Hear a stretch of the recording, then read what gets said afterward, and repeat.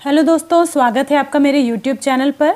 आज हम बात करने वाले हैं कि जो ये जेड स्क्वायर तालिका है, इससे बच्चों का ऊंचाई के अकॉर्डिंग हम कैसे ग्रेड निकालें, जिससे पता चल सके कि किस बच्चे को हमें एनआरसी में भर्ती करना है और किस तरह हमें कुपोषण मुक्त भारत की नींव रखनी है। इसे समझने से पहले आप लोगों को इस चार्ट को गौर से देखना होगा। ये चार्ट आप देख रहे हैं, सबसे नीचे आप देख सकते हैं कि ये यूनिसेफ की तरफ से जारी किया गया है और ये प्रमाणित चार्ट है। इससे जब भी आप ऊंचाई और वजन का मिलान करेंगे तो बच्चे का सही ग्रेड निकल कर आएगा। इस चार्ट के ऊपर में आप देख सकते हैं, यहाँ पे लिखा है समुदाय स्तर पर अति गंभीर कुपोषित बच्चों की पहचान हेतु जेड स्क्वायर तालिका।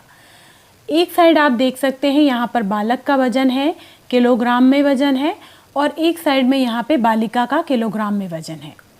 ये बीच में ऊंचाई है सेंटीमीटर में, जो 45 सेंटीमीटर से शुरू होती है और आगे तक बढ़ते हुए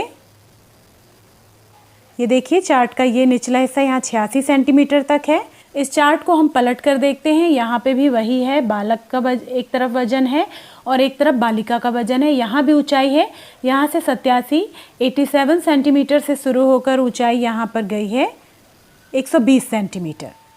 ये चार्ट आप जो देख रहे हैं ये प्रमाणित चार्ट है और इसे प्राप्त करने के लिए, ये चार्ट को प्राप्त करने के लिए आपको अपने परियोजना अधिकारी कार्यालय या अपनी सुपरवाइज़र से आप ये चार्ट को प्राप्त कर सकते हैं। आसानी से वो आप लोगों को उपलब्ध करा देंगे। और मान लीजिए ये नहीं मिल पा रहा है तो कोई बात नहीं, डिस्क्रिप्शन बॉक्स में जब आप देखेंगे तो वहाँ पर भी हम इसे आपको इसकी इमेज डाल देंगे, जहाँ से आप जाके वहाँ से डाउनलोड कर सकते हैं। इसके बाद हम ये तालिका में सबसे नीचे पे कुछ चीज़ें लिखी हुई हैं जिसे हम ध्यान से पढ़ते हैं। ये लिखा हुआ है कि अगर लंबाई ऊंचाई का माप 2 अंकों के बीच में आता है तो निम्नलिखित दिशा निर्देशों का उपयोग करें। अगर माप 0.5 सेंटीमीटर या उससे अधिक है तो उस अंक को ऊपर की तरफ राउंड अप करना है। मान लीजिए किसी बच्चे की ऊंचाई 45.5 सेंटीमीटर या 45.6 सेंटीमीटर है तो हम उसे ऊपर की तरफ ले जाएंगे, मतलब 46 सेंटीमीटर मान लेंगे। जैसे ये बता रहा है उदाहरण कि अगर माप 74.6 सेंटीमीटर है तो उसे 75 सेंटीमीटर मान लेंगे हम। अगर माप 0.4 सेंटीमीटर या उससे कम है, जैसे 0.1, 0.2 या 0.4 तक है, तो उस अंक को हम नीचे की तरफ राउंड अप करेंगे। इसका मतलब है कि अगर माप 68.4 सेंटीमीटर है तो उसे 68 सेंटीमीटर हम करेंगे।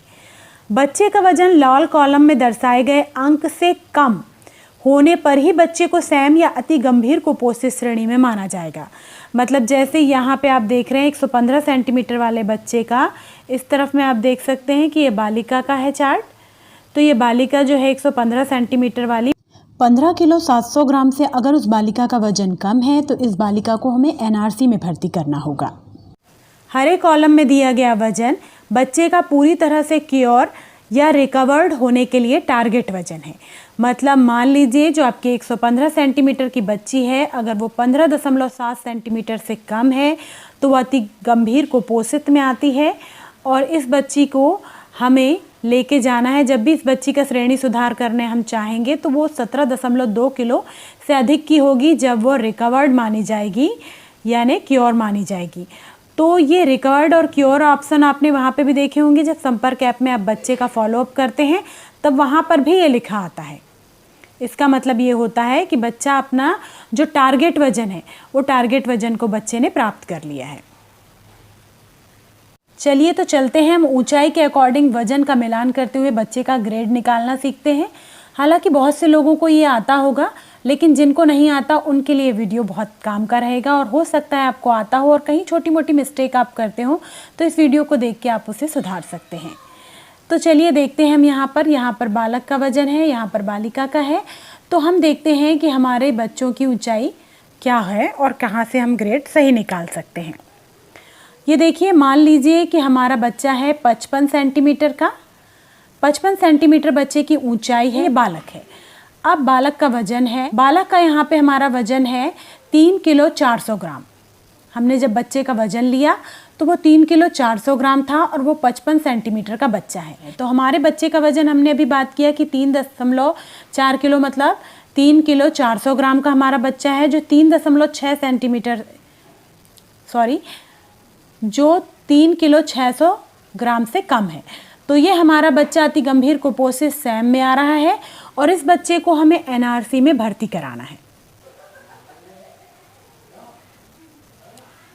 इसके बाद इसी बच्चे का अगर हम देखते हैं कि इसका वजन 3 किलो 800 ग्राम से कम और 3 किलो 600 ग्राम तक है अगर, तो ये हमारा गंभीर कुपोषण यानी कि पीले में आएगा। तो ये बच्चा भी जो हमारा है ये भी कुपोषित बच्चा है और इस बच्चे को भी हमें सुधार करना है, इसके घर वालों को भी हमें समझाइश देनी है और खान पान में सुधार करना है ताकि बच्चा जल्द से स्वस्थ हो सके। और अगर हमारा बच्चा 3.8 या किलो से 3.8, इसका मतलब है 3 किलो 800 ग्राम से अगर अधिक का है, तो इसका मतलब है हमारा बच्चा सामान्य श्रेणी का है, अच्छा बच्चा है और इसके लिए हमें ज़्यादा चिंता करने की ज़रूरत नहीं है।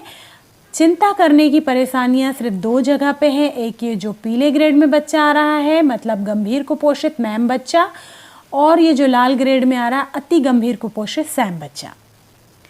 चलिए एक और उदाहरण से समझ लेते हैं ताकि आपको बिल्कुल क्लियर हो जाए। ये 63 सेंटीमीटर की हमारी एक बालिका है और उस बालिका का वजन है 5 किलो 300 ग्राम। अब 5 किलो 300 ग्राम है तो आप लोग कमेंट करके मुझे बताना कि ये काय में आएगा। तो फिर भी हम देख लेते हैं इसे।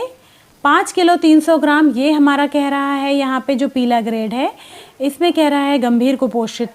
ये जो गंभीर कुपोषित वाला खंड है उसमें आ रहा है कि 5 किलो 500 ग्राम से कम और 5.1 मतलब कि 5 किलो 100 ग्राम तक। तो हमारा बच्ची का वजन है 5 किलो 300 ग्राम। तो आप समझ गए होंगे कि ये पीले में आ रहा है, गंभीर कुपोषित मैम में आ रहा है। तो ये बच्चे को विशेष देखभाल की हमारी इस बालिका को ज़रूरत है, तो ये आपको करना है। और भी जैसे बच्चे और बड़े होंगे तो उनकी ऊंचाई और बड़ी होगी। एक बार पीछे की तालिका को देखकर एक और उदाहरण ले लेते हैं ताकि आप लोगों को बिल्कुल कंफर्म हो जाए। यहाँ पर हम देखते हैं कि हमारा बच्चा 104 सेंटीमीटर का है। अगर बालक होगा तो हम इस तरफ चलेंगे और बालिका होगी तो हम इस तरफ चलेंगे। आप लोगों को अब तक ये समझ में आ गया होगा। इसके बाद ये देख सकते हैं हम 104 सेंटीमीटर का हम इस तरह से समझते हैं कि अगर वो बालिका है तो 12 किलो 600 ग्राम से अगर उसका कम वजन है तो वो सैम कहलाएगी। और अगर 13 किलो 800 ग्राम से कम और 12 किलो 600 ग्राम तक है अगर उसका वजन, तो वो मैम बच्ची कहलाएगी, गंभीर कुपोषित। इसे इस तरह से भी अगर समझ सकते हैं, अगर आप ये उल्टा समझने में आपको दिक्कत है तो ये समझ सकते हैं, इस साइड से पढ़ लेंगे आप इसे। इस साइड से पढ़ेंगे तो ज़्यादा सुविधाजनक होगा कि 12 किलो 600 ग्राम तक का वजन है अगर उसका, और 12 किलो 600 ग्राम से 13 किलो 800 ग्राम तक का वजन जो आएगा तो वो काय में आएगा, हमारा गंभीर कुपोषण मैम में आएगा। और अगर 13.8 किलो यानी कि 13 किलो 800 ग्राम या उससे अधिक है तो ये हमारा सामान्य बच्चा है, इसके लिए कोई परेशानी नहीं है। इसी तरह से 104 सेंटीमीटर के हम बालक की तरफ चलें तो 13 किलो से अगर बच्चा कम है तो वो सैम बच्चा कहलाएगा। और 13 किलो तक 14 किलो से कम यानी 14 किलो से कम है लेकिन 13 किलो तक है वो बच्चा, तो वो गंभीर कुपोषण मैम में आएगा। और 14 किलो से अगर वो ऊपर है तो स्वस्थ है हमारा बच्चा। इस तरह से हम इसे निकाल सकते हैं। मुझे उम्मीद है कि आप लोगों को समझ में आ गया होगा कि किस तरह से जेड स्क्वायर तालिका से बच्चे का ग्रेड निकाल सकते हैं। लेकिन अगर मान लीजिए कहीं किसी को डाउट है, कुछ है, तो मुझे कमेंट करके आप पूछ सकते हैं, मैं आपके कमेंट का प्रॉपर जवाब दूंगी और आप लोगों को बिल्कुल से पता चल जाएगा कि किस तरह से इसे निकालना है। इस वीडियो को आप ज़्यादा से ज़्यादा शेयर करें ताकि हमारी आंगनवाड़ी बहनों को पता चल सके कि किस तरह से उन्हें जेड स्क्वायर तालिका से बच्चे का ग्रेड निकालना है, ताकि उन्हें बाकी दिक्कतों का सामना ना करना पड़े। इसी के साथ हम इस वीडियो को यहीं पे समाप्त करते हैं। आप सभी का बहुत धन्यवाद।